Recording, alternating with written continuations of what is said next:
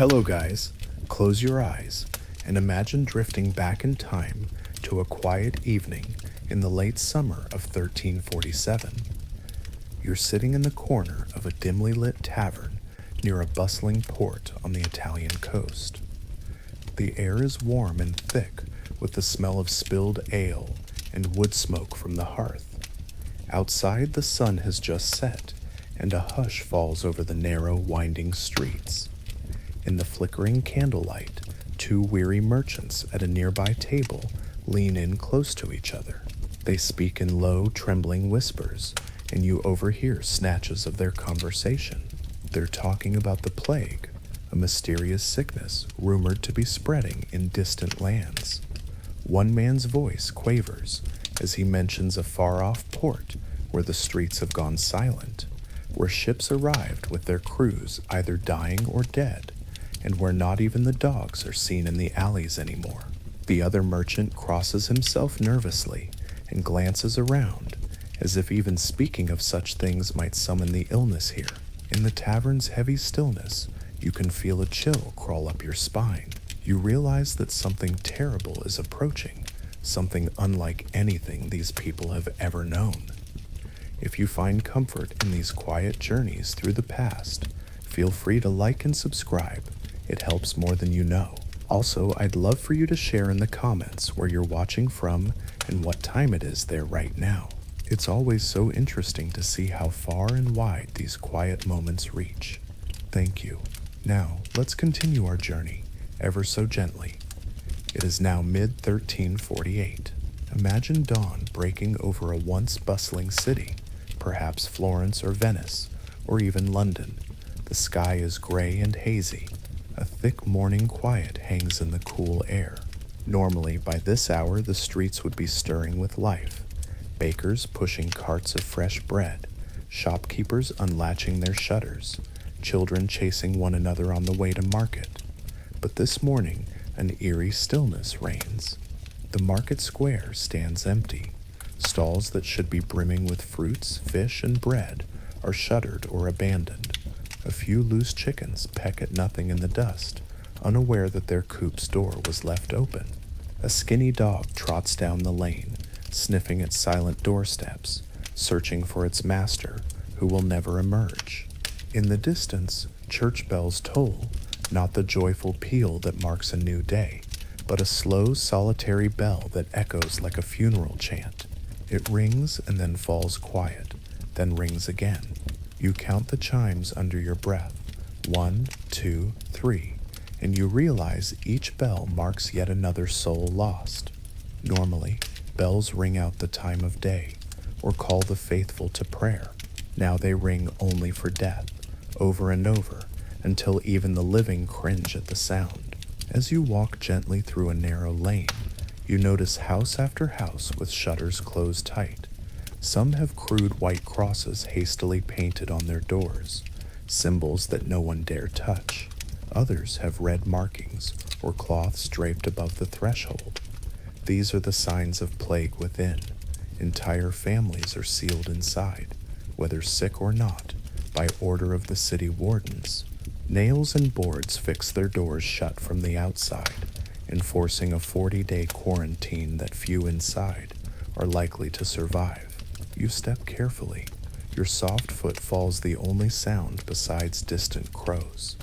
The smell hits you next, a mix of sweet incense and acrid smoke seeping from some windows, as desperate households burn herbs like rosemary, sage, and rue to purify the air. Beneath that is another odor that no herbs can mask, the heavy, cloying scent of death and decay. It wafts from under doorways and down from upper windows where black-draped bedsheets have been hung in a futile attempt to air out sick rooms. You draw your sleeve over your nose, just as you see everyone else do, those few souls who must be out, scurrying by with covered faces. They hold vinegar-soaked cloths to their nostrils or clutch small leather pouches filled with rose petals, camphor, or wormwood.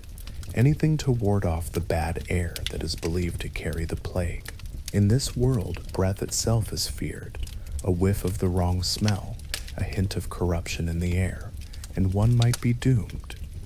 You pause by a small house where the door is sealed and marked with a chalked cross. A faint sobbing comes from inside, the muffled cries of someone left in isolation.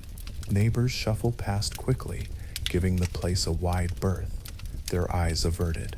No one will go in or out of that house for many weeks, not until either all inside have recovered or, more likely, the last of them has died. Standing there, you can almost feel the loneliness radiating from behind the shutters. Imagine being trapped in that single-room home, huddled around a dying fire, with sick family members moaning softly on their straw pallets. The door has been nailed shut from outside, and no doctor or priest will dare cross the threshold. Food may be passed through a window if you're lucky, but more often, the healthy are simply left to sicken along with the ill. It is a harsh measure, and yet the city believes it necessary, the only way to halt the invisible contagion. From behind that door, a weak voice suddenly calls out, begging for water or mercy, or simply for someone to remember they are there. But the street is empty again, and their plea drifts unanswered into the morning air.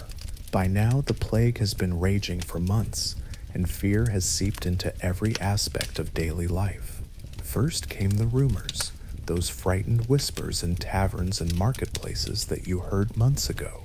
Sailors told of a great pestilence in the eastern lands, of entire towns in Asia and the Middle East falling silent. Then came reports from the Mediterranean ports, Messina, Genoa, Marseille, each city struck suddenly by a sickness that killed with astonishing speed. People in those stories coughed blood and collapsed in the streets. Some ships drifted into harbor with no one left alive on board.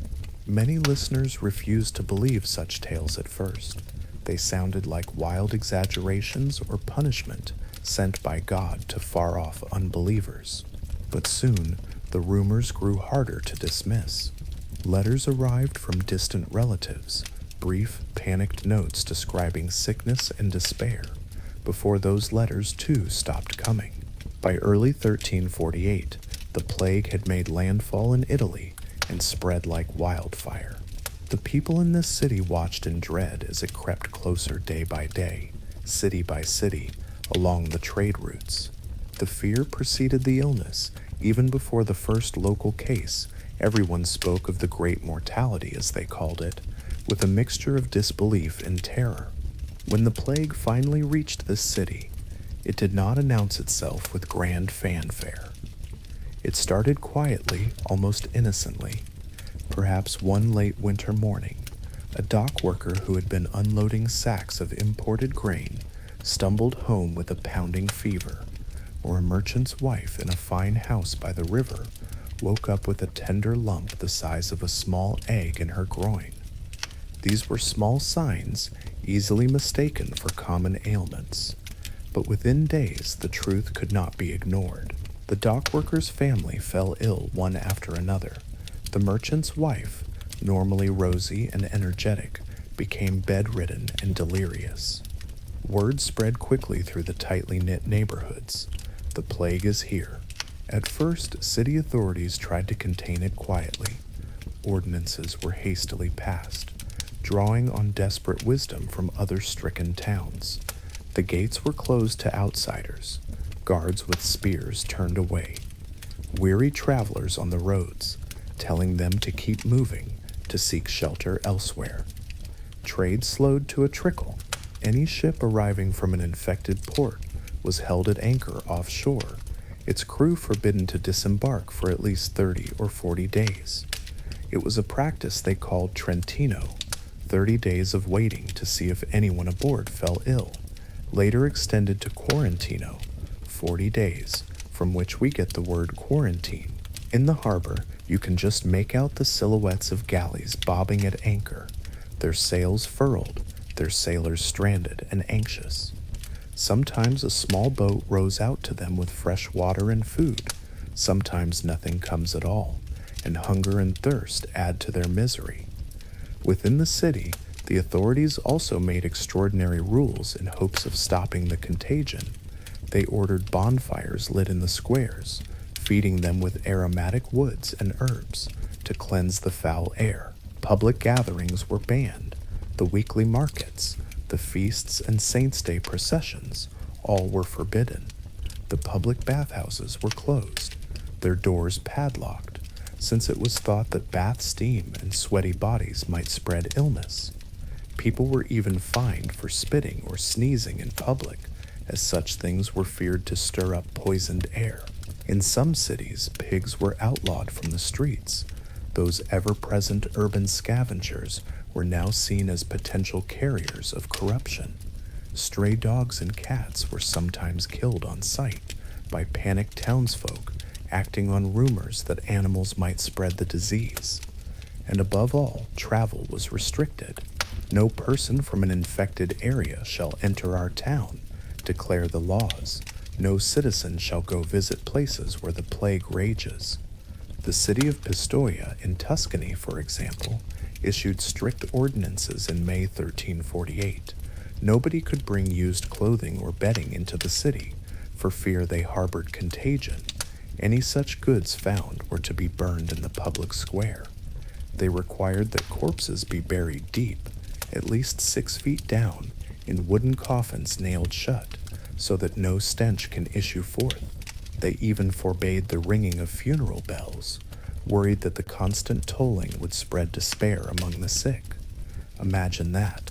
So many died that the very sound of bells had to be silenced, lest the living lose all hope. For a brief moment, these measures, the closed gates, the bonfires, the travel bans, gave the city a sense of control.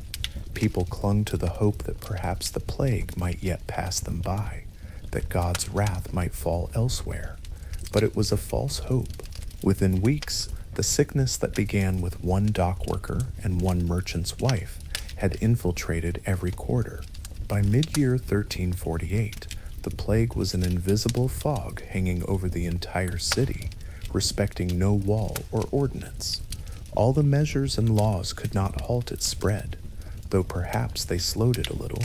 In the end, the city authorities could do little except record the death tolls and adjust their laws to manage the mounting catastrophe as best they could. Now the plague runs rampant. Daily life, as people once knew it, has completely broken down. Imagine a typical morning under quarantine now. You wake on a thin mattress laid out on the floor of a one-room home. The faint light of dawn seeps in through the cracks in the shuttered window. The first thing you notice is the silence, a heavy, uncanny silence in place of what should be the cheerful clatter of a city waking up. No hoofbeats of carts on the cobblestones, no traders shouting by the gate, no church choir practicing their morning hymns, just the distant caw of a crow perched on a rooftop and the soft drip of dew from the eaves. If you listen intently, you might catch other sounds, a child coughing weakly 2 houses down, the scratch of a quill as a sleepless clerk across the street scribbles a note in the margin of a ledger, perhaps writing the Latin words, hic pestis, here is the plague, because there are no words for the horror he is witnessing. Somewhere, a hungry cat yowls once and then falls quiet. You rise slowly, wrapped in a rough woolen shawl against the dawn chill. Your stomach rumbles with hunger, but the bread box is empty. Food has grown scarce. The baker on the next street hasn't opened his shop in weeks. He fell ill early on, and even if he hadn't, there's no flour coming in from the countryside now. On the table, you have only a few dried beans and a crust of old bread, hard as a rock. You soften the bread in a bit of weak ale and chew quietly, grateful to have something. Many have even less. Candles are precious too. You burn the last stub late into the night, praying or simply staring at its flame to keep your mind from dark thoughts. Now you have none left, and nighttime will be truly dark when it comes. Steeling yourself, you decide to peek outside. Perhaps a vendor's cart might pass with some meager supplies, or a neighbor might have news. You open the shutter just a sliver. The street is gray and empty. Mist clings to the ground, swirling gently around the legs of an overturned barrow, abandoned in the lane. A few doors down, you see something move. A human figure? No, just the wind teasing a loose shutter. Many houses have been boarded up by decree or nailed shut, like that one with the white cross on its door. The cross is already fading in the weather, but no one has emerged from that home in a long time. Farther along, you spot actual movement. A solitary old woman covered head to toe in a long drab cloak, shuffling from one doorway to another. In her hand, she carries a long wooden staff, which she uses to rap on a door. She waits, but no one answers. She goes to the next house and knocks again, calling out in a cracked voice, "Any sick in here?" She is a searcher, one of the low-paid women hired by the town to identify the dead and dying behind closed doors. It's a grim task. Few envy her, and many despise her for what she represents. You watch as she cautiously pushes open an unlatched door and disappears inside. A moment later, you hear a faint cry, and the old woman hurries out, pulling the door closed and marking it with a piece of chalk from her pouch. You know what that means. She's found someone sick, or worse, a house filled with death, and now the place will be sealed and marked. The searcher totters away, her duty done, and you shudder, realizing how death is being quietly tallied all around you. The symptoms of the plague are by now dreadfully familiar to everyone, etched in their minds from countless tragedies. It often begins with a fever and headache, as if a common cold or flu. But then, the fever climbs relentlessly, bringing terrible chills and burning heat in turns. Patients complain of intense pains in the belly, in the limbs, a general agony that keeps them tossing and moaning. Soon after, the telltale swellings appear, buboes, they call them. Though in everyday speech people just say swellings or tokens, these are angry, enlarged lymph nodes, usually erupting in the groin, armpits, or neck. They can be as small as an egg or as large as an apple. The skin over them is stretched tight, and a livid purple-black, tender to the lightest touch. Seeing one on a loved one's body fills you with despair, for it is the mark of almost certain death. Many try to lance these buboes, cutting them open with a knife to let out the poison. If done early, a few lucky ones might survive, but more often it only adds to the patient's torment. The swellings ooze foul-smelling black pus and blood. The stench of a lanced bubo is said to be unforgettable, a reek of rot so potent that it makes even the barber surgeons gag. Those who don't or can't lance them might pack them with a warm poultice of herbs and bread, or simply leave them alone, hoping they burst on their own. Meanwhile, other signs of plague appear. Some victims start coughing up blood, an indication the infection is in the lungs. This form, the pneumonic plague, is even more virulent and almost always fatal within a day or two. Others develop a rash of dark spots, like a constellation of tiny bruises under the skin, where internal bleeding shows through. These speckles, God's tokens people nickname them, often herald the end. Delirium and confusion set in as the high fever cooks the brain. Patients babble, weep, or fall into stupor. Many are gripped by despair and a kind of wild fear. Some say it's as if a demon takes hold of their spirit before death. In most cases, from the first chill to the final breath, no more than 3 or 4 days pass. It all happens so fast that the living scarcely have time to understand that a loved one is ill before they are gone. You witness this firsthand one afternoon. A middle-aged man, a cobbler you recognize from better days, is dragging a wooden handcart down the street, and on it lies his teenage son. The boy's face is flushed red with fever, his eyes half open but unseeing. Bruise-colored blotches mar his cheeks and throat. He isn't moving. The father stops outside the doors of the parish church, which stand ajar. Gently, with trembling hands, the man lifts his son's limp body from the cart. You see now that the boy is already dead, or very near it. His arms dangle, and his head rolls back. A friar in a brown robe emerges from the church, making the sign of the cross from a distance. He says a few soft words of blessing, but does not come too close. The father tears streaking dust on his face, begs the friar for a proper burial for his only child. The friar looks pained. He knows the graveyard is overflowing, and the usual funeral rites have been suspended by order of the bishop.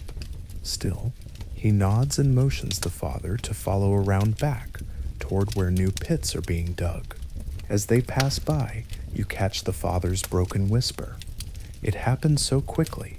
Just 3 days ago he was laughing, and now his words trail off into a sob. The friar bows his head. He has heard this countless times. In 3 days, a healthy boy was struck down. It is the same cruel story in house after house, town after town. Fear hangs over every interaction now. Friends avoid friends, and family members even shrink from their own kin. If a mother notices her daughter's forehead feels warm, she might step back instinctively rather than draw the girl into a comforting hug. It is a tragic reversal of our deepest instincts, yet it happens everywhere during the plague. You recall the words of one Italian writer who described with horror how brother abandoned brother, wife abandoned husband, and even fathers and mothers refused to tend to their own children. At first, you couldn't imagine such coldness. But now, living in this nightmare, you understand. It's not out of malice or lack of love. It's the overpowering terror of contagion. People have learned that just breathing the same air as the sick or touching the same cup or cloak might doom them, and so they steel themselves and turn away from those they love, hoping to save themselves. In one house, you know of a young woman who, upon hearing her husband cough up blood in the next room, quietly gathered her 2 small children and slipped out the door, leaving her spouse to face death alone. She was later seen wandering, shamefaced and weeping, into the countryside, but she survived, while her husband's body was found days later where she left him. These are the kinds of awful choices people face, and many make the same choice: self-preservation over compassion. The sick often die alone, calling out for loved ones who will not come, and the healthy sit apart, racked with guilt and grief, yet too afraid to give a final embrace or even a proper goodbye. Not everyone flees from the ill. There are exceptions, shining like gentle candles in the dark. A few brave caretakers, often the very poor or kind-hearted neighbors, do risk their lives to bring water or broth to plague victims. Some nuns and monks devote themselves to nursing the afflicted when no one else will. But these good souls are precious few, and many of them perish in their mercy. For the most part, in this plague-stricken world, it's understood that each person is ultimately alone in face of the illness. This realization settles on the city like a pall, a communal sense of loneliness, each household isolated in fear and sorrow. With so many falling ill and so few willing to approach them, a new figure has appeared on the streets: the plague doctor.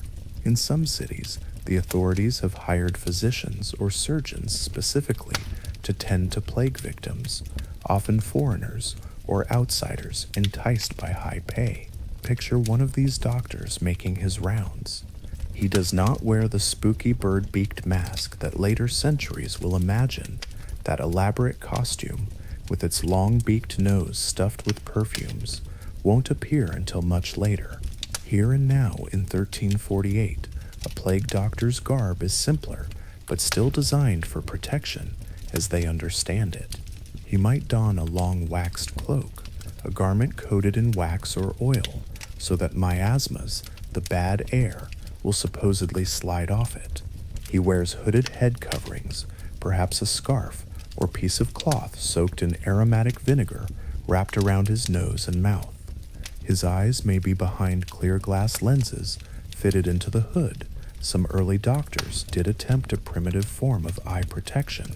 In his hand, he carries a staff or cane, not only to support him on long walks, but to examine patients from a slight distance, or to lift clothing without direct touch. As he walks, people scurry out of his path. The sight of him is enough to confirm that death is nearby. Now observe him at a patient's house, one of the few not nailed shut, perhaps a rich man's home, where they can pay for the visit. The plague doctor steps gingerly into the dim room, where the smell of sickness is thick.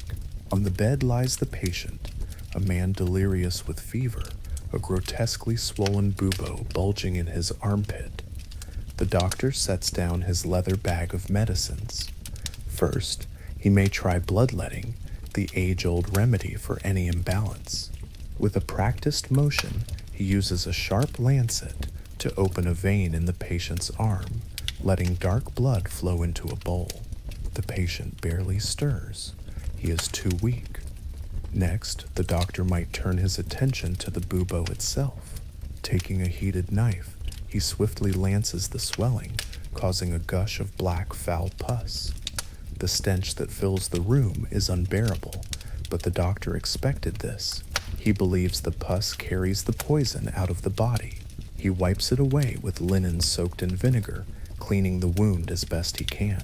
He might pack the open bubo with a crushed mixture of herbs, perhaps a paste of garlic, onion, or a sprinkle of dried wormwood and marigold petals, all remedies people say can draw out corruption. Over the patient's face, he wafts a sponge dipped in strong vinegar and wine spirits, hoping to revive him and drive off the plaguey vapors. Throughout this procedure, the doctor tries not to inhale deeply. He periodically douses his own gloved hands with vinegar, and you notice the herbs he stuffed in his mask or hood. A strong scent of camphor, mint, and cloves radiates from him, forming an aromatic barrier, so he believes, against the pestilence. Despite these efforts, in his heart, the doctor knows his treatments are at best a shot in the dark. There is no cure for this disease, not one that anyone has truly found effective. Still, he does what he can. He may also recommend some folk practices, fasting for a day, or conversely drinking a theriac potion, a costly concoction of many ingredients including ground viper's flesh, a popular medieval cure-all. He might advise sitting between two roaring fires every evening so that the healthy heat drives off the invading poison in the air. Indeed, there are rumors that the Pope himself, in distant Avignon, sits surrounded by torches and braziers day and night to ward off plague. Some physicians consult astrological charts before treating patients, believing the alignment of planets influences the outcome. They may time bloodletting or purges to what they consider auspicious hours. Other doctors resort to superstitious charms. The patient might be given a pendant containing a pulverized toad, or a good luck scroll with a prayer written in Latin to wear on his neck. It is a time of throwing every possible remedy at the wall to see what might stick. A recipe circulates that claims to be a certain cure. Take a new laid egg, puncture it and drain it, then fill the shell with a concoction of treacle, molasses, chopped snake or chicken, and herbs. Roast it until it can be ground to powder, mix with wine, and drink for 3 mornings in a row. Of course, such a potion does nothing, except perhaps distract the desperate for a short while. The plague doctor might not bother with these more absurd remedies, but many households try them on their own. The shelves of kitchens become inadvertent alchemist benches, filled with jars of odd-smelling vinegar infusions, dried flowers, and powders. A mother might burn rosemary and rue in the corners of her home each sunset, chanting prayers as the smoke curls through the rafters. A father might force his family to abstain from fruit and baths and to eat only warm, dry foods like baked pears and nuts, following the advice that cold and moist foods could open the body to plague. Everyone clings to something, some ritual, some remedy because doing nothing is unthinkable. Despite their brave front, the plague doctors help little, and they know it. Many of them die themselves after a few weeks or months of service, succumbing to the very disease they attempt to treat. Others survive by luck or by keeping far more distance than actual care, and when the plague wave ends, they pack their bags, collect their pay if any is left in the treasury, and move on. The local people, however, cannot simply move on. They are trapped in this nightmare, and as summer turns to autumn of 1348, the social order crumbles under the strain. Walk through the city's main thoroughfare at midday, and you will find it nearly deserted. Here and there, shutters hang open where they were once tightly closed, not because it's safe now, but because no one is left inside to latch them. You peer into one such home, a small carpenter's shop. The door is ajar. Inside, sawdust lies in undisturbed piles, as if the carpenter simply set down his tools one day and never returned. A layer of dust has settled on a half-finished stool. In the back, in the gloom, you can just make out shapes on the floor, two still forms covered with a tattered blanket. You realize they are bodies. This family died some days ago, alone, and no one has yet come to remove them. The neighbors likely know but are too fearful or overwhelmed to enter. Abandoned houses like this are scattered throughout the city. As the plague sweeps through, entire households perish, one by one, until some streets become nothing but rows of silent tombs. In poorer quarters, it's common to find doors wide open and homes ransacked, not only by desperate thieves looking for valuables or food, but also by hungry animals. That stray dog you saw earlier might well sneak into such a house to gnaw on scraps or worse. There are accounts of dogs or pigs disturbing shallow graves or unattended bodies, dragging limbs into the open. It's horrifying, but in the chaos, even basic decency falls apart.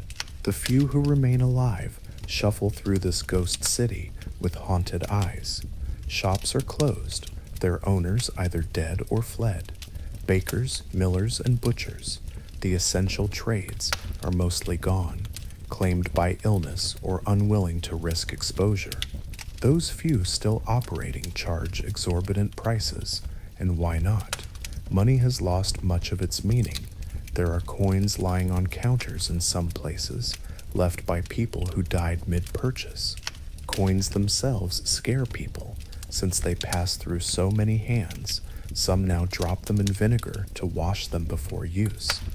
Gravediggers and coffin makers, once lowly jobs, are in unbelievable demand and have more work than they can manage.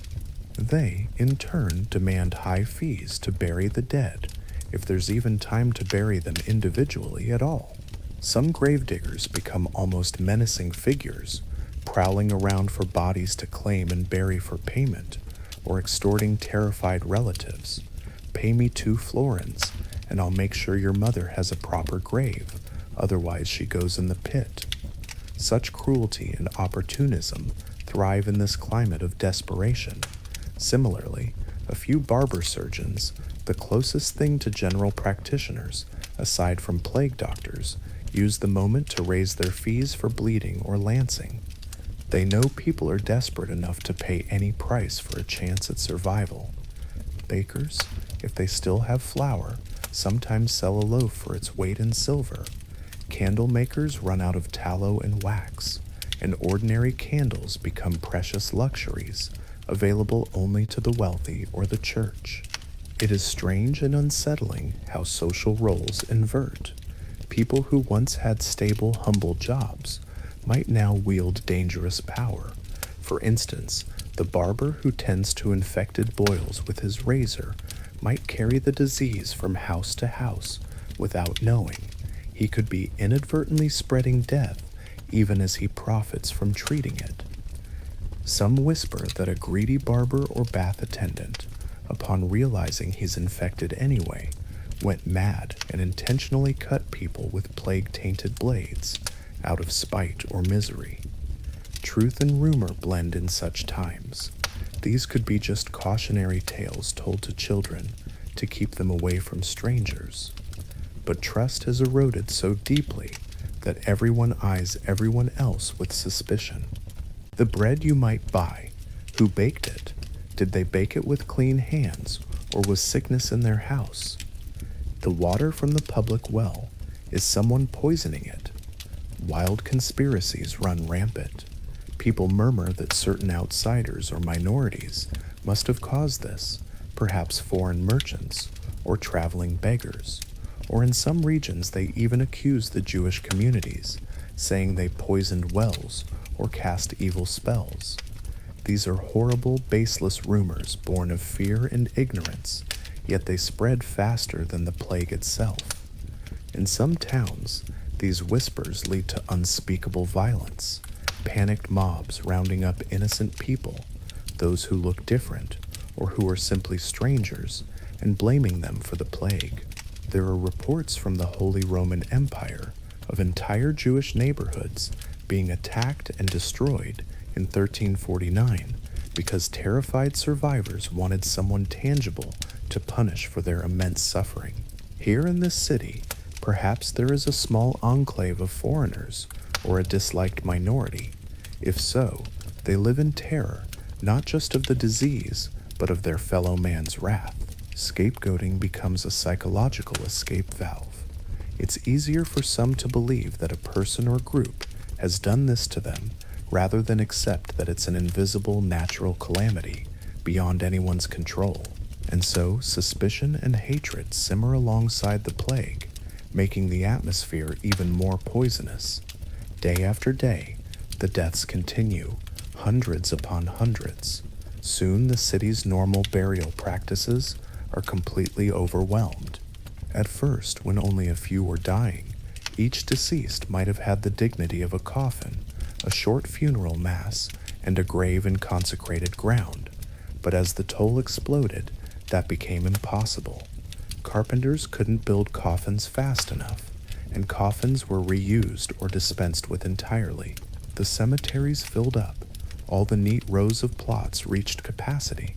By the height of the outbreak, the solution was mass graves. In every parish churchyard, or just outside the city walls, huge pits were dug. Often these trenches were about as deep as a man is tall, or a bit more, just deep enough to stack layers of bodies. Early each morning, when the air is a bit cooler and the smells slightly less overpowering, the death carts roll through the streets. Picture a heavy cart drawn by two tired horses, led by a hooded carter who covers his mouth with a cloth steeped in incense. He calls out in a low, monotonous voice, "Bring out your dead." Households that have a corpse, or several, pull them to the doorway if they are able, or signal from a window for the collectors to come in, though many carters refuse to enter houses, forcing the living to carry out their own dead. In some streets, no one is left to speak or signal, and the carters must rely on their sense of smell to locate the dead.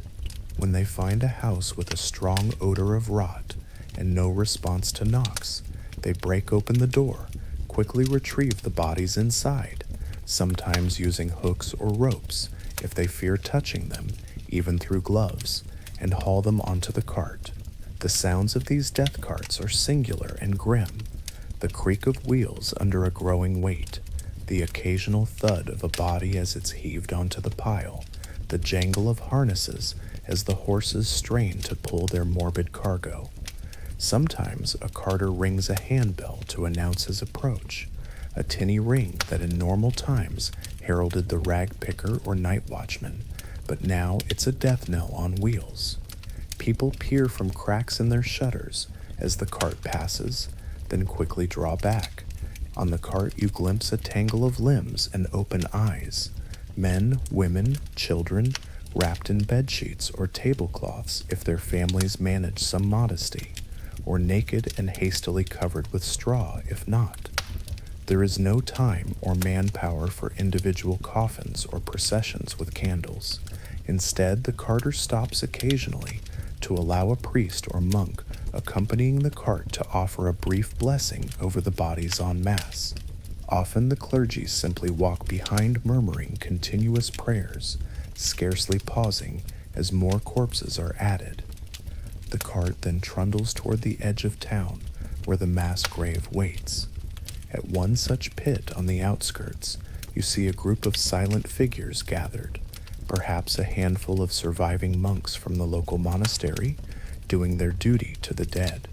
They stand at a distance, holding their robes to their noses, and one swings a bronze censer gently, letting tendrils of pungent incense smoke drift over the pit. Within the trench, some burly men, grave diggers or pressed convicts, use long hooks to pull the bodies off the cart and into the hole. The bodies slide down with soft thumps. Already the pit is half full.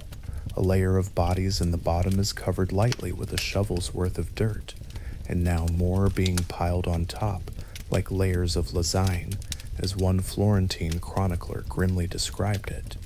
After this cart is emptied, the diggers will sprinkle a caustic powder, quicklime, over the bodies. It's meant to help them decompose faster and reduce the smell of putrefaction. Then another thin covering of earth goes on. Though not much, soil is hard to come by in a hurry, and the goal is simply to cover the dead enough to keep scavengers away. Despite this, the smell around the pits is terrible and permanent. A few black carrion birds perch on a nearby tree, watching and waiting. One of the monks stands at the edge of the pit, raising a trembling hand to make the sign of the cross. In a hoarse voice, he begins to chant the requiem. Dies irae, dies illa, day of wrath that day. Two other voices join weakly. They cannot possibly offer individual last rites for each soul, as tradition would demand. Instead, this one lament is for all of them together, a collective farewell. When the chanting ends, the gravediggers wipe sweat from their brows and start shoveling a bit more earth in. It's likely they won't even mark this grave with a proper sign, maybe just a crude wooden cross at the pit's head. So many are buried this way that years from now people will hardly know who lies in each trench. Names are forgotten, whole families erased with barely a record.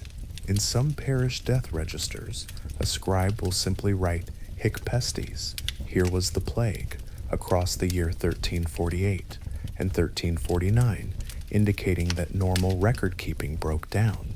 There will be no individual memorials, no stones with names, for the majority of plague victims, just pits and the soft memory of an entire generation lost. After witnessing the mass burial, you wander back into the city, numb and weary. It's now afternoon, and an uncanny haze hangs in the air. The sun filters through a veil of smoke. People burn fires constantly now, not only for warmth or cooking, but to create a protective haze. As you pass by a large house, you see smoke curling from metal braziers set at each corner of a courtyard. Inside that house might be someone wealthy or important, still clinging to life, tended by servants who burn pine and juniper wood day and night, hoping the fragrant fumes will shield their master from the plague. The rich have some advantages. They can afford these measures. They might stockpile food and barricade themselves in estates, and many of them fled early to country villas when the first deaths occurred. Indeed, if you look up at the hillside beyond the city walls, you'll notice a fine manor house with banners flying limply, a noble family likely hiding there. They escaped the city's confines, maybe bringing a small retinue of servants and a wagon of provisions, intent on waiting out the plague in isolation.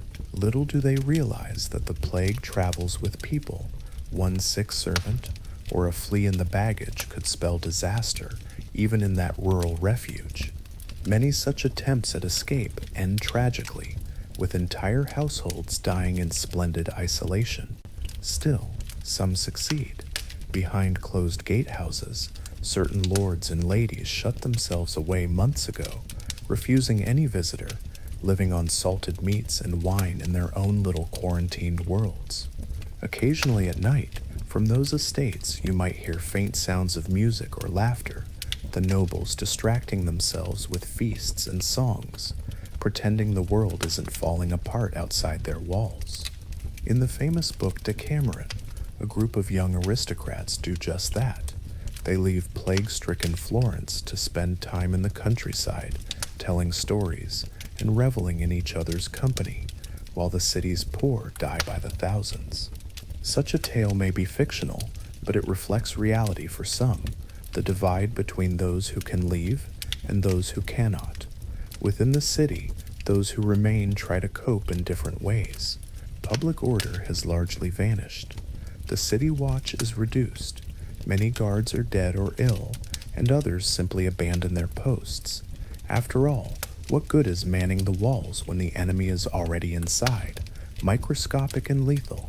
Some towns attempted to enforce martial law early on, threatening dire punishments for looters or rule breakers. But as the officials themselves succumbed, enforcement grew lax. In some quarters, looting becomes common, not violent pillaging, but rather a sad picking over of what's left. If a house is known to be empty, everyone inside dead or fled, neighbors might slip in, not out of greed but necessity, searching for any food, fuel, or useful items. One person finds a sack of barley in a dead baker's pantry and shares it with a few others on the street. Quietly, each grateful for a cup of grain to make porridge. In another home, someone finds warm blankets and a pair of sturdy boots. They take them, reasoning the former owners have no need now. The normal moral codes are blurred. Taking from the dead isn't seen as theft so much as survival. And who will claim it anyway? There are stories, however, of less scrupulous characters, thieves and bandits, taking advantage of the chaos. A notorious example, a group of ruffians in one city began posing as plague doctors or clergy, knocking on doors under the guise of helping, only to rob the occupants or commit worse deeds. One such band was caught. Their luck ran out when they attempted to rob the house of a knight who, though ill, still had armed retainers. Those criminals were hanged at the gallows, their bodies left swaying as a warning. But few have the energy or will to deal with crime now. Justice is faltering, courts aren't in session, and many local magistrates are dead. In fact, new city ordinances appear posted on walls every week, but they read like despairing pleas. Citizens are implored not to abandon their pets in the streets or do not congregate in taverns under penalty of fine. Yet the taverns close themselves, lacking patrons and suppliers. All corpses must be brought before sunset to the churchyard of Saint So-and-so, says another notice, an impossible order when sometimes there are dozens of corpses a day and scarcely any carts. The municipal government is barely functioning. Meetings of council are rare or held outdoors with members shouting at distance to avoid breathing each other's air. As you wander, you even see the mayor or chief magistrate himself at one point, a gaunt man on horseback, moving down the street, flanked by two remaining guards. He wears a sprig of herbs pinned to his hat. He's out surveying the devastation, perhaps, or heading to the church to pray for deliverance. He looks exhausted and defeated, eyes darting at every shadow, as if death might leap out at him from the very air. Perhaps nowhere is the breakdown of normalcy more apparent than in the religious life of the city. In the beginning, when plague arrived, people flocked to the churches, seeking solace and divine intervention.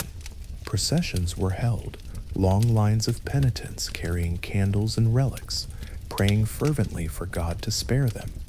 You recall one such procession early on. Men, women, and children walked barefoot through the streets, heads bowed, singing hymns in trembling voices.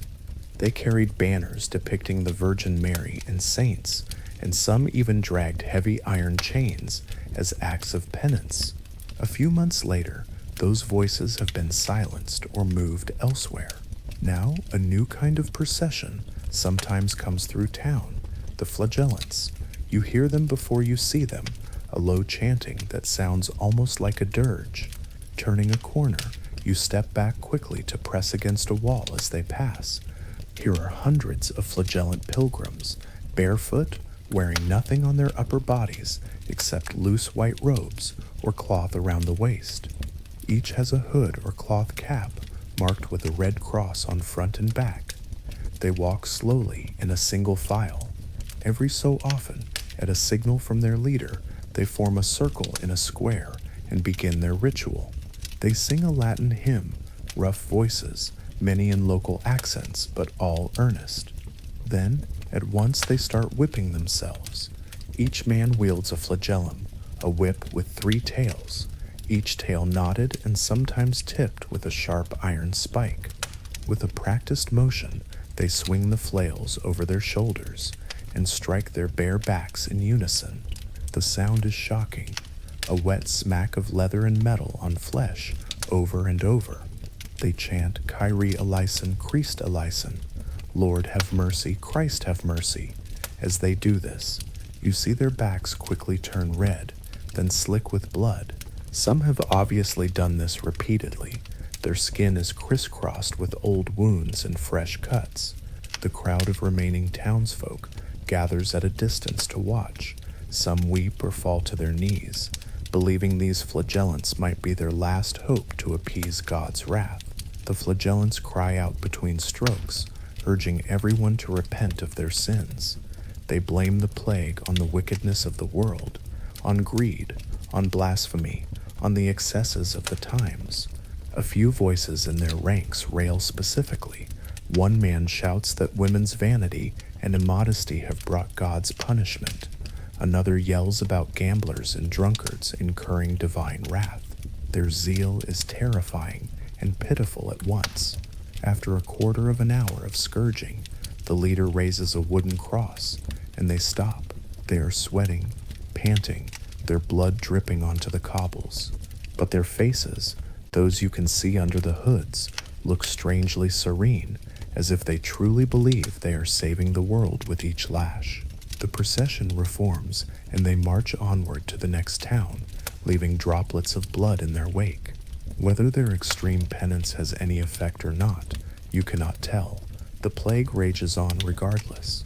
In time, the church authorities, the Pope in Avignon and bishops in various regions, will condemn these flagellant bands, fearing they spread heresy or dissent. But for now, they roam freely, a vivid embodiment of how desperate the collective psyche has become. Inside the churches themselves, normal services are in disarray. Many priests are dead. Those who remain do their best to minister, but often from a distance or in abbreviated ways. You slip into the grand cathedral one late afternoon. The vast space is mostly empty. A dozen people are scattered in the pews, praying quietly, their prayers echoing off the stone vaults. The smell of burning frankincense hangs heavy here.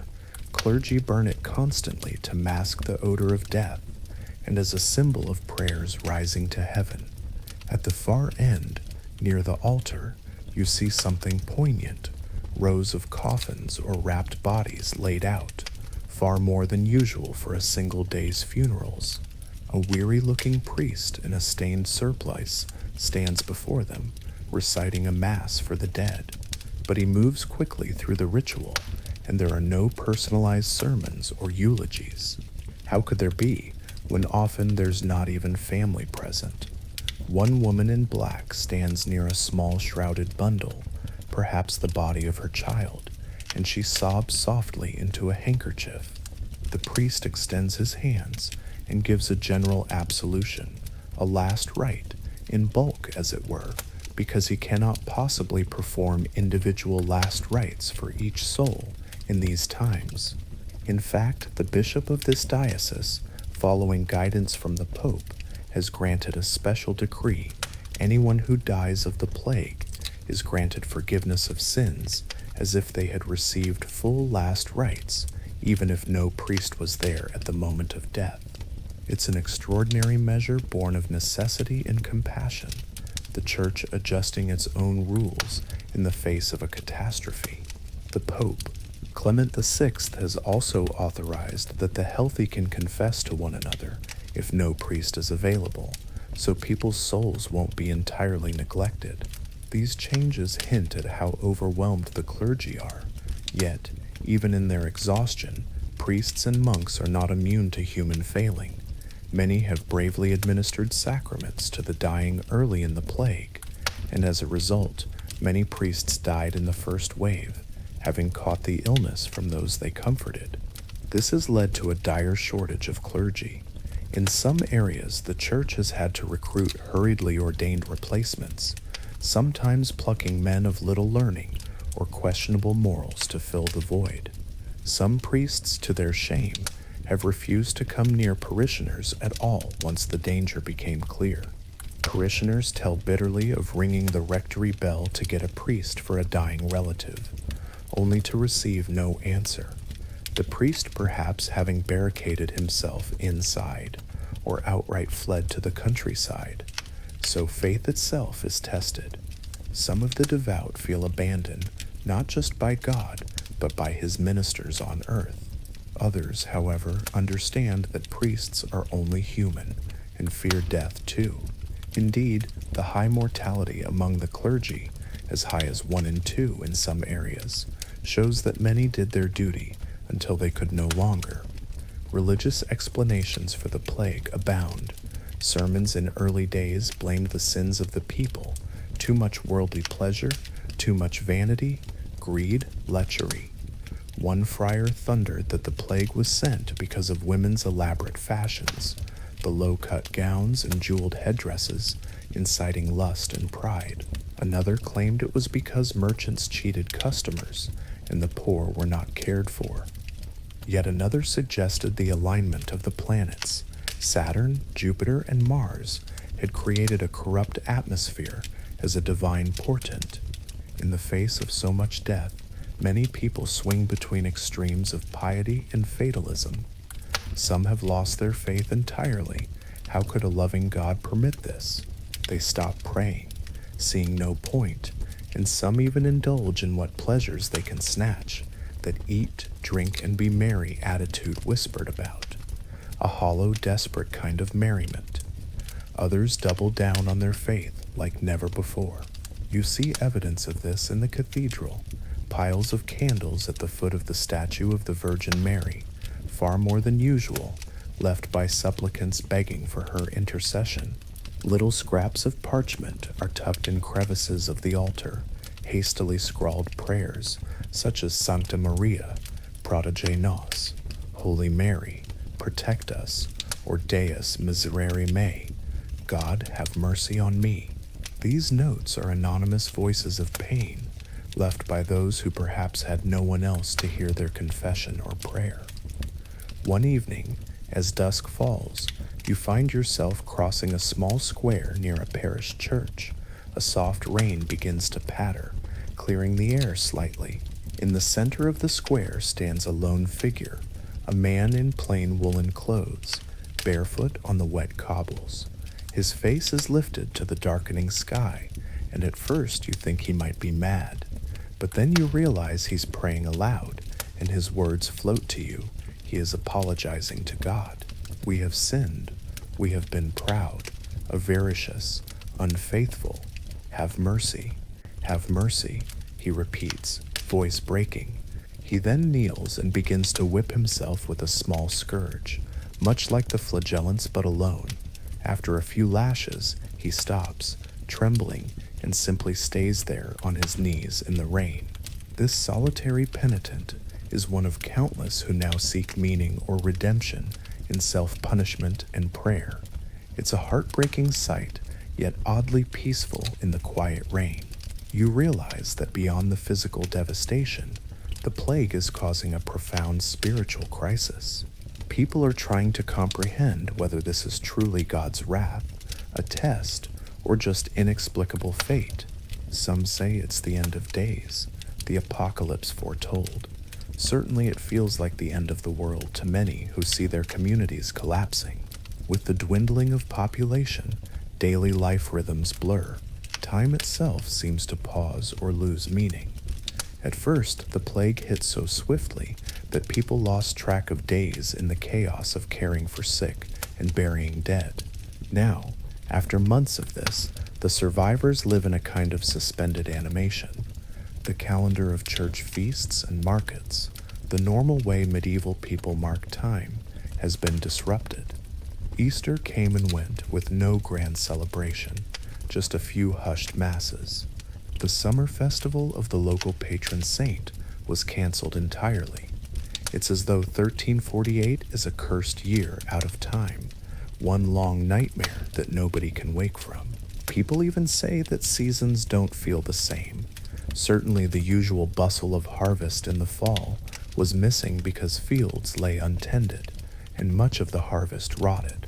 Winter is approaching now, and with it cold and darkness, but also perhaps a merciful slowing of the plague.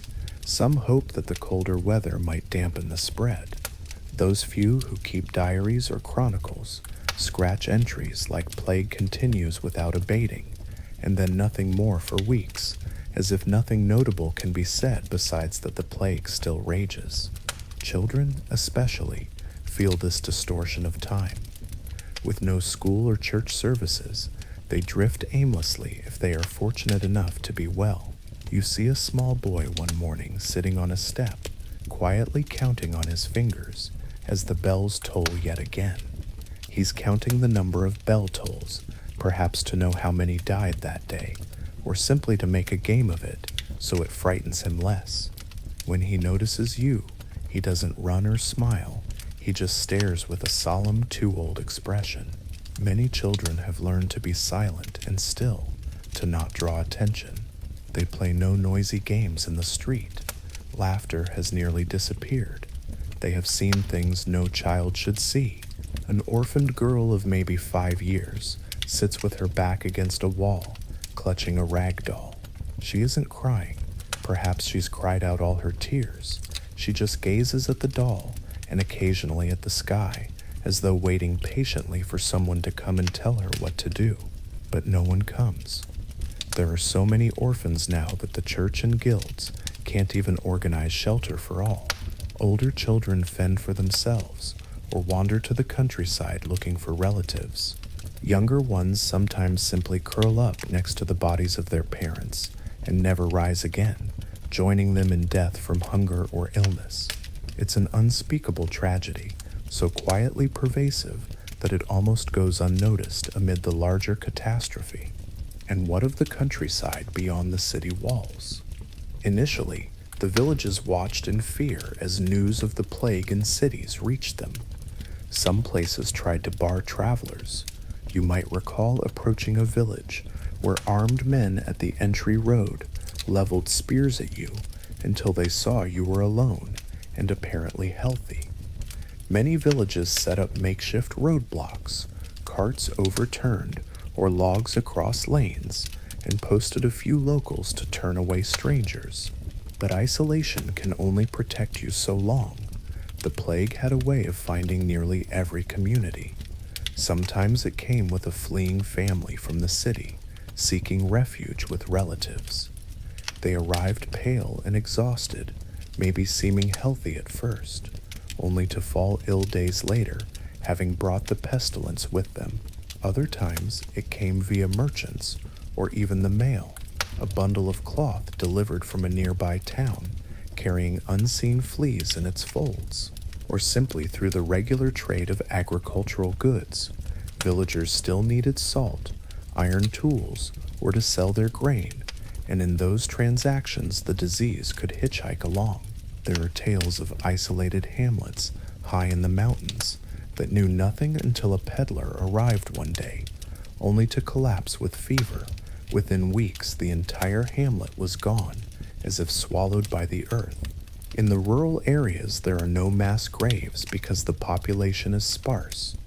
Instead, what you find are abandoned farms.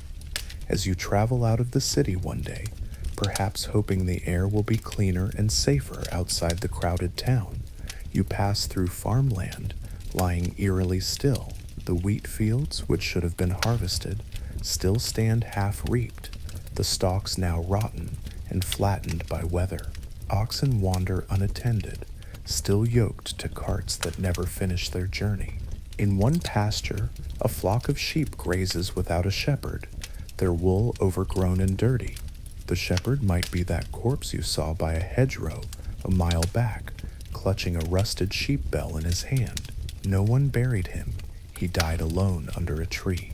The sheep do not understand and continue their grazing routine, but without someone to move them, they'll eventually either drift off or fall prey to wolves.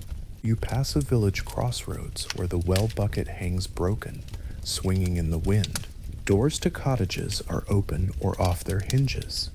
Peeking into one hut, you see a heartbreaking scene, a dinner table still set with bowls, now filled with dust and mouse droppings, and in the corner, a shape that once was a person, now just bones wrapped in a dress. It appears the whole village succumbed. Maybe a survivor from elsewhere came later and half-heartedly buried a few, but many lie where they died. Entire villages disappear like this. Those who come after, if any, might not even remember the names of these hamlets. On maps in the future, some places will simply vanish, marked perhaps by a note, village depopulated by plague, never resettled. In larger villages or towns, the pattern is like a smaller version of the city, with one difference: nobles and landowners often fled earlier and faster. The local lord of a manor likely escaped as soon as he heard the plague was 2 counties over. Many nobles went on the road, retreating to distant estates or to relatives in less affected regions, sometimes unwittingly carrying plague with them to those new places. This left the peasants to fend for themselves. Some lords, to give credit, left instructions for their stewards to distribute grain to the tenants and maintain order. But when the stewards themselves died or ran away, that system collapsed. So, in the countryside, peasant communities faced the plague with little guidance or aid. Most had no access to doctors at all, and perhaps only a small parish church whose priest might die early on. The villagers turned to their traditional wisdom, herbal remedies, and local healers. Old women known for their knowledge of healing herbs became the only hope in some places. They made poultices of nettle, fennel, and sage, brewed strong-smelling concoctions of vinegar with rosemary and thyme for people to inhale. They advised hanging bunches of wildflowers and pungent herbs from cottage rafters, which is why you see so many wilted bundles of lavender and rue above doorways, even in empty houses, echoes of their attempts. But when entire families in a village were stricken, there were not enough hands to nurse everyone.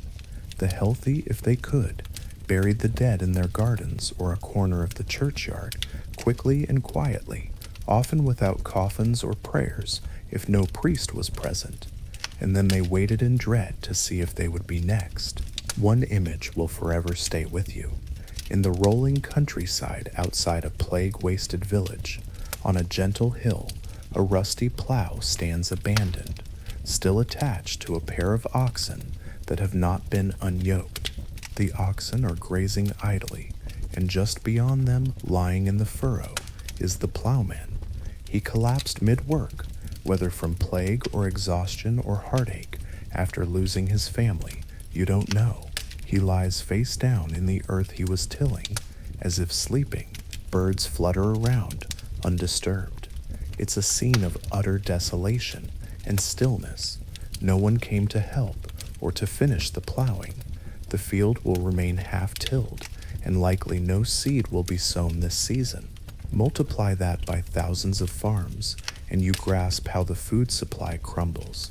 Indeed, by winter, even regions not badly hit by plague might suffer famine, because there were simply not enough laborers to bring in the harvest or mill the grain. Many fruit trees and orchards went unpicked, their apples dropping to rot. Rivers that powered watermills flowed on with no one to grind the wheat. The few laborers who did survive now found themselves strangely in demand, but that realization of rising wages and new social bargaining power for the lower classes will only come later. At the moment, it's just a struggle to survive day to day. Back in the city, as autumn deepens, you notice a curious thing. The mortality seems to be finally slowing down. Where once dozens died each day in your neighborhood, now it's only a few. The mass graves are still being used, but you don't see the death cart quite as often as before. Perhaps the plague has run through the susceptible population and is abating, at least for now. Those who have survived this long have either had the illness and recovered, gaining some mysterious immunity, one hopes, or by luck never caught it at all.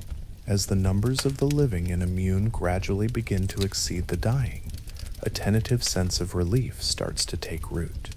It is cautious and fragile.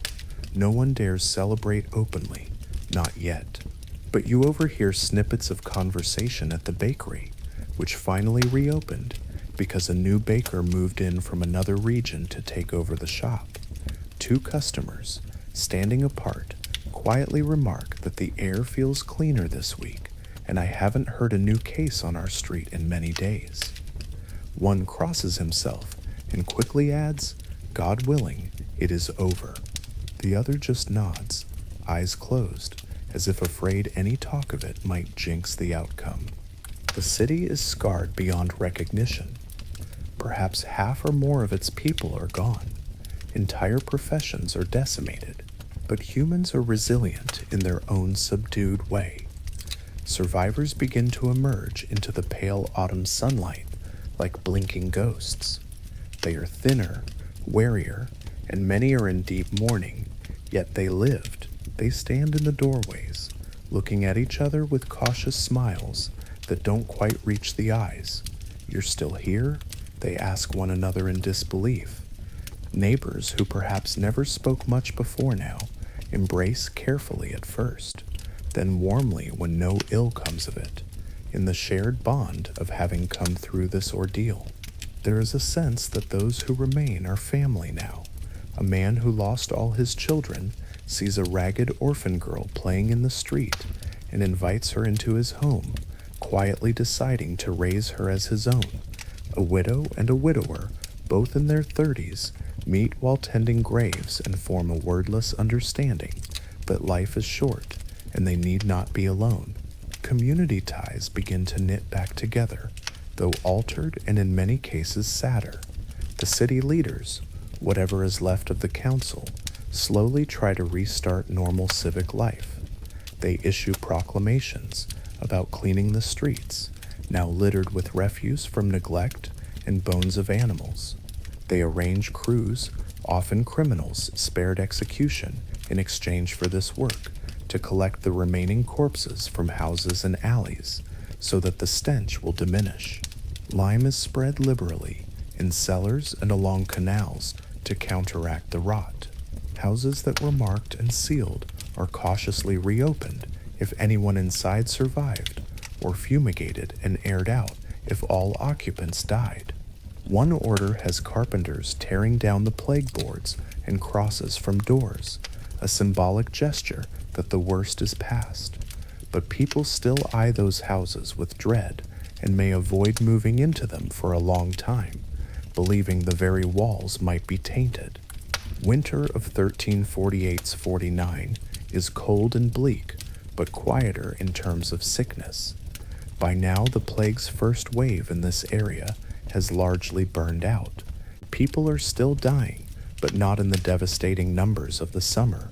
The disease seems less rampant, maybe because it already killed so many, or perhaps the colder weather indeed suppressed the fleas.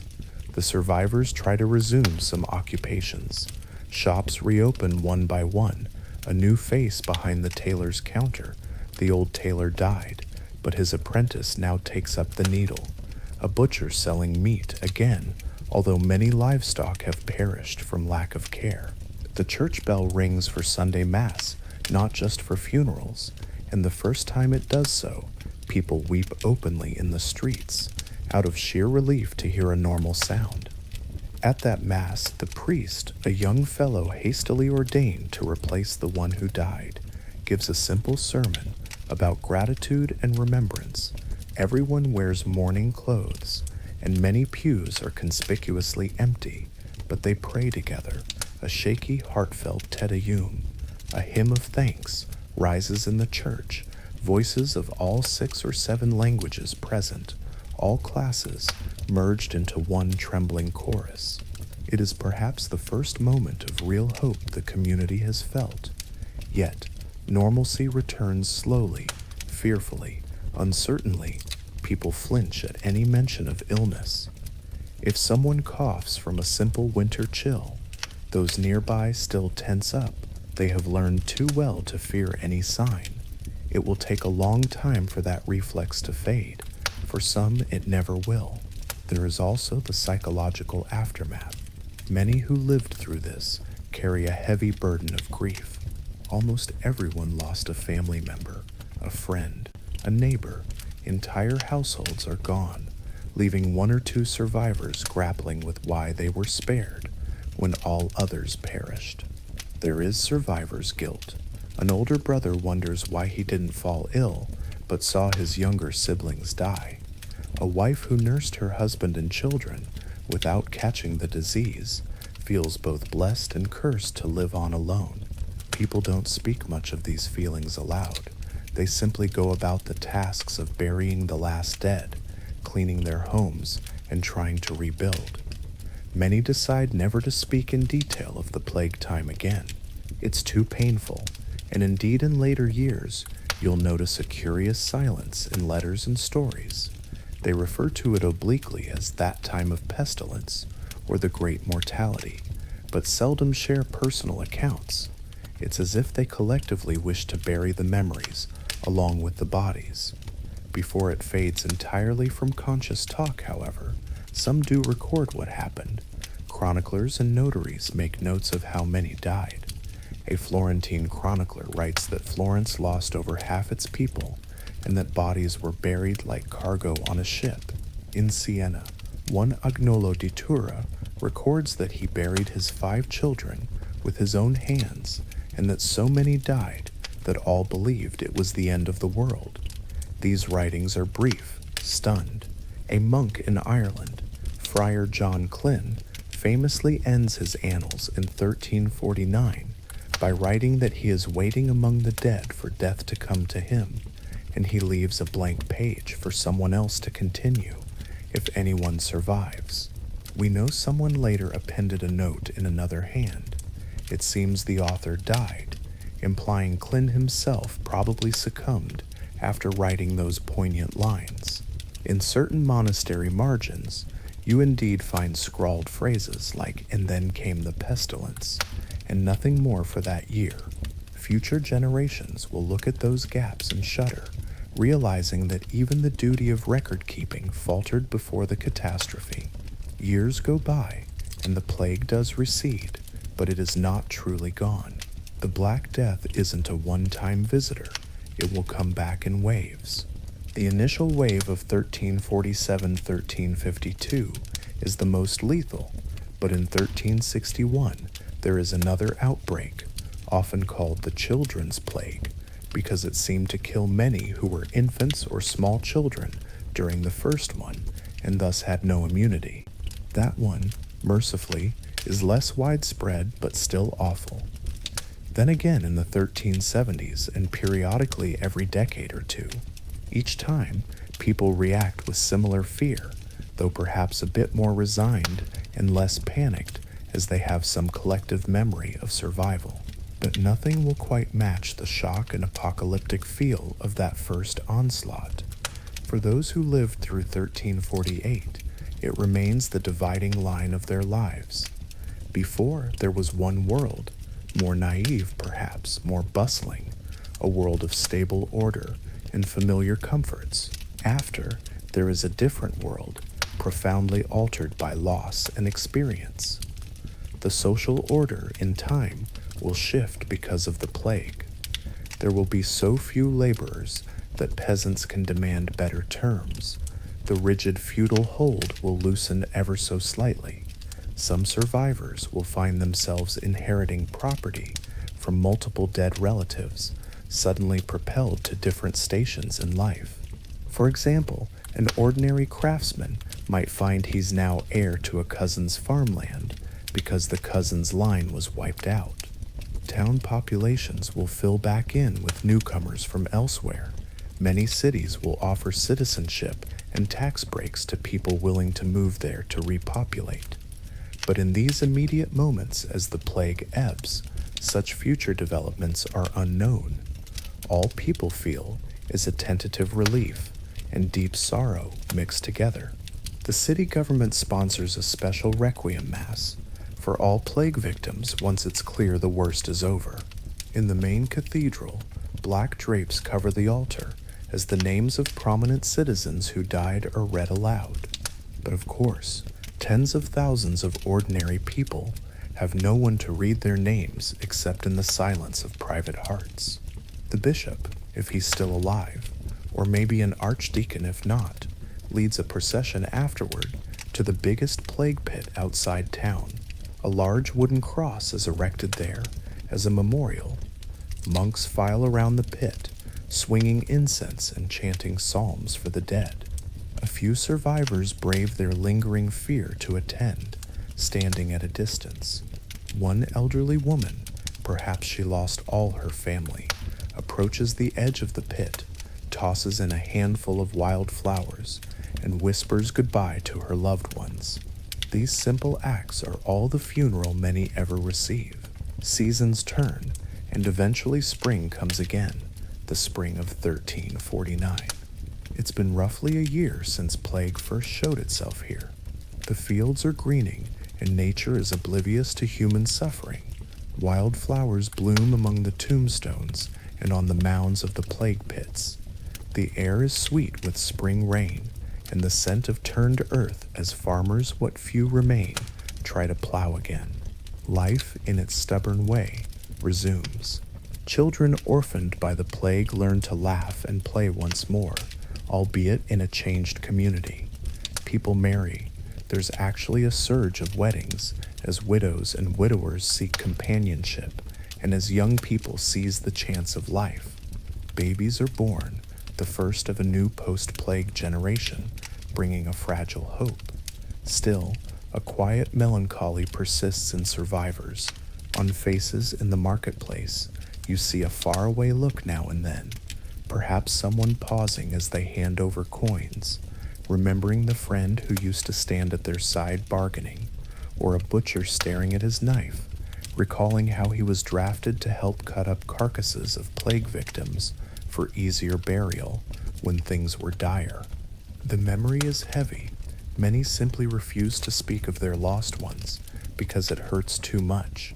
Superstition and lore about the plague remain strong too.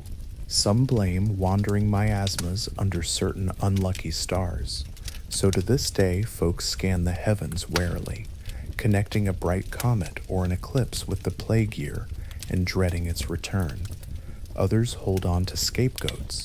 In some areas, the persecutions that happened left a permanent wound.